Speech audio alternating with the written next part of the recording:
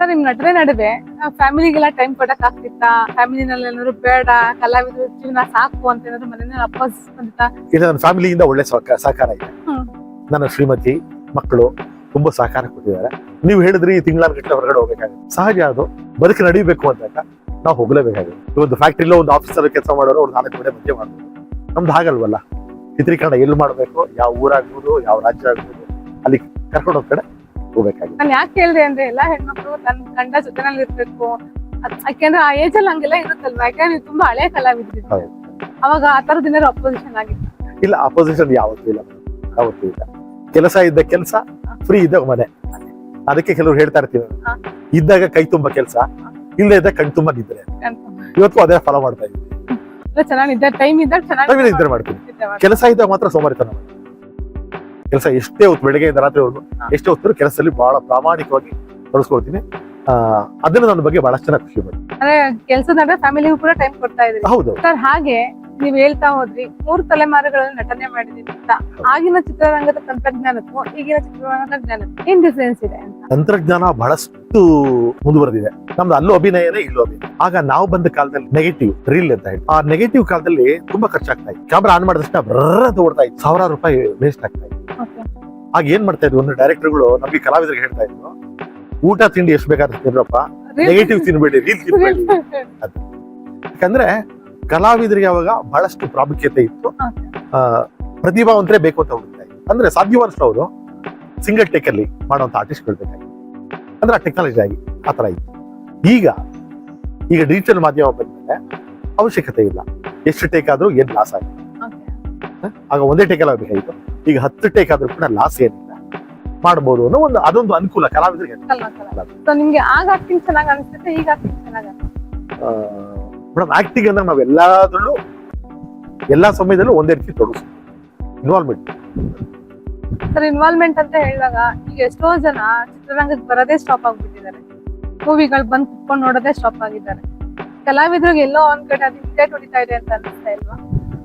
ಕಲಾವಿದರಿಗೆ ಹಿಂದೆ ಆಗ್ತಾ ಇದೆ ಅಂತಲ್ಲ, ಟೋಟಲಿ ಚಿತ್ರರಂಗಕ್ಕೆ ಹೊಡ್ತಾರೆ. ಇದಕ್ಕೆ ಕಾರಣ ಏನು ಅಂದ್ರೆ, ಮೇಡಮ್ ನಿಮಗೆ ಉದಾಹರಣೆ ಹೇಳಬೇಕು. ಈಗ ನಾವು ಮೊದಲು ನಿಮ್ಮ ವಯಸ್ಸಿನಲ್ಲ, ನನ್ನ ಚಿಕ್ಕ ವಯಸ್ಸಿನ ನಾನು ಹೇಳ್ಬೇಕು ಅಂದ್ರೆ, ನಾವು ಊಟ ಮಾಡ್ಬೇಕು ಅಂದ್ರೆ ಮನೇನೇ ಡಿಪೆಂಡ್ ಆಗ್ಬೇಕಾಗಿತ್ತು. ನಮ್ಮ ಅಮ್ಮನೇ ಮಾಡ್ಕೊಡ್ಬೇಕಾಗಿತ್ತು.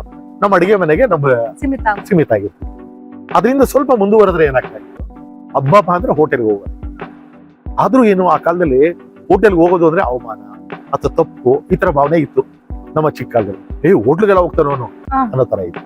ಈಗ ಹೆಂಗಾಗಿದೆ, ಈಗೆಲ್ಲ ಅದಾದ್ಮೇಲೆ ಫಾಸ್ಟ್ ಫುಡ್ ಅಂತ ಶುರುವಾಯಿತು. ಈಗೆಲ್ಲ ಬೇರೆ ಬೇರೆ ಆನ್ಲೈನ್ ತರಿಸ್ಕೊತಾರೆ. ನೀವು ಫೋನ್ ಮಾಡಿದ 2 ನಿಮಿಷಕ್ಕೆ ಅಥವಾ 5 ನಿಮಿಷದಲ್ಲಿ ನೀವು ಬೇಕಾದ ತಿಂಡಿ ನಿಮ್ ಕೈ ಸಿಗುತ್ತೆ. ಫೋನ್ ಮಯ ಆಗುತ್ತೆ. ಹಾಗೆ ಇಲ್ಲಿ ಸಿನಿಮಾ ರಂಗದಲ್ಲಿ ಆಗ ನೀವು ಮನೋರಂಜನೆ ಅಂದ್ರೆ ಥಿಯೇಟರ್ಗೆ ಹೋಗ್ಬೇಕಾಗಿತ್ತು.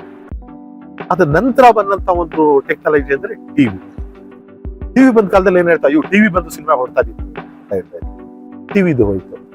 ಆಮೇಲೆ ಸಿನಿಮಾನು ಕೂಡ ಟಿವಿಲಿ ಬಂದು ಹಾಕ್ಬಿಡ್ತಾರೆ, ನೋಡ್ತೀವಿ ಅಂತ ಹೇಳಿ. ಬಿಡಪ್ಪ, ಇವತ್ತು ರಿಲೀಸ್ ಆಗಿರುತ್ತೆ, ಒಂದ್ 2-3 ತಿಂಗಳು ಕಳೆದ್ರೆ ಟಿವಿನೇ ನೋಡ್ತೀವಿ ಅಂತ. ಅದಕ್ಕಿಂತ ಮುಂದೆ ಹೋದೇನಾಯ್ತು, OTT ಪ್ಲಾಟ್ಫಾರ್ಮ್ ಬಂದ್ಮೇಲೆ ಎಲ್ಲರೂ ಮೊಬೈಲ್ ಅಲ್ಲಿ ನೋಡೋ ಯಾವುದೇ ಸಿನಿಮಾ ಕೂಡ. ಈ ಟೆಕ್ನಾಲಜಿ ಮುಂದುವರೆದಷ್ಟು ಆ ಥಿಯೇಟರ್ ಕಾನ್ಸೆಪ್ಟ್ ಹೊರಟೈತೆ. ಹೀಗಾಗಿ ಸುಮಾರು ಚಿತ್ರಮಂದಿರಗಳು, ನೀವು ಹೇಳಿದ್ರಿ ಚಿತ್ರಮಂದಿರಕ್ಕೆ ಜನ ಬರ್ತಾ ಇದೆ. ಹೌದು, ಬಿಸ್ನೆಸ್ ಅಲ್ವೇ. ಚಿತ್ರಮಂದಿರ ನಡೆಸೋದು ಹೇಗೆ, ಅವರು ಥಿಯೇಟರ್ಗಳು ಹೊಡೆದಾಗ್ತಾ ಇದ್ದಾರೆ, ಅದನ್ನ ಕಲ್ಯಾಣ ಮಂಟಪ ಮಾಡ್ತಾ ಇದ್ದಾರೆ, ಮಾಲ್ ಮಾಡ್ತಾ ಇದ್ದಾರೆ. ಹೀಗೆ ಆದ್ರೂ ಎಲ್ಲಿಗೆ ಹೋಗ್ಬಿಟ್ಟದೆ ಅಂತ ಹೇಳಿ. ಸರ್, ಹಾಗೆ ಎಲ್ಲಾರು ಆಗಿನ ಕಾಲದಲ್ಲೆಲ್ಲ ನಮ್ಮ ಅಪ್ಪ, ನಮ್ಮ ತಾತ ಮುತ್ತಾತ ಎಲ್ಲ ಫ್ಯಾಮಿಲಿ ಹೋಗಿ ಟಿವಿ ಮೂವಿಗಳನ್ನ ನೋಡ್ಕೊಂಡ್ ಬರ್ತಿದ್ವಿ. ಈಗ ಯಾಕೆ ಜನ ಬರ್ತಿಲ್ಲ ಅಂತ? ಆಗ ಕಥೆಗಳು ಹಾಗೆ ಫ್ಯಾಮಿಲಿ ಓರಿಯೆಂಟೆಡ್ ಕಥೆಗಳೇ ಮಾಡ್ತಾ ಇದ್ರು. ಮತ್ತೆ ಮನೆಗಳಲ್ಲಿ ವಾತಾವರಣ ಹಾಗೆ ಇರ್ತಾ.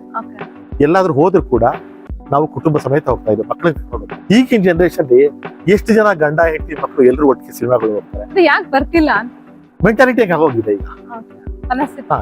ನೀವು ಸಿನಿಮಾಗೆ ಹೇಳ್ತೀರಿ, ಮದುವೆಗಳಿಗೆ, ನಿಮ್ ಸಂಬಂಧಿಗಳ ಮದುವೆಗಳಿಗೆ ಎಷ್ಟು ಜನ ತಂದೆ ತಾಯಿ ಮಕ್ಕಳೆಲ್ಲ ಒಟ್ಟಿಗೆ ಹೋಗ್ತಾರೆ? ಇಲ್ಲ. ಯಾಕೆಂದ್ರೆ ಮನುಷ್ಯನ ಒಂದು ಮಾನಸಿಕ ಸ್ಥಿತಿ ಬದಲಾವಣೆ ಆಗ್ತಾ ಇದೆ. ಎಷ್ಟೋ ಕಡೆ ಹೇಳ್ತೀವಿ, ನಾವು ದೊಡ್ಡವರು ಹೋಗಿರ್ತೀವಿ, ಮಕ್ಕಳುಗಳು ಪರಿಚಯ ಆಗಿರಲ್ಲ. ಯಾರಾದ್ರೂ ಕೇಳ್ತೀವಿ ಅನ್ಕೊಳ್ಳಿ, ಮಕ್ಕಳಿಗೆ ಅಯ್ಯೋ ನನ್ನ ಮಗ ಡ್ಯೂಟಿ, ನನ್ನ ಮಗಳು ಕಾಲೇಜು, ಇದೇ ಪ್ರತಿಯೊಬ್ಬರ ಮನೆಯಲ್ಲೂ ಇದನ್ನೇ ಹೇಳ್ತಾರೆ. ಹೊರತು ಪರಿಚಯನೇ ಆಗಲ್ಲ, ಸಂಬಂಧಿಕರು ಪರಿಚಯ ಆಗಲ್ಲ, ಸ್ನೇಹಿತರು ಪರಿಚಯ ಆಗಲ್ಲ. ಒಟ್ಟಾರೆ ಮನುಷ್ಯನ ಮೆಂಟಾಲಿಟಿ ಬದಲಾಗ್ತದೆ. ಬದಲಾವಣೆ ಆಗ್ಬೇಕು.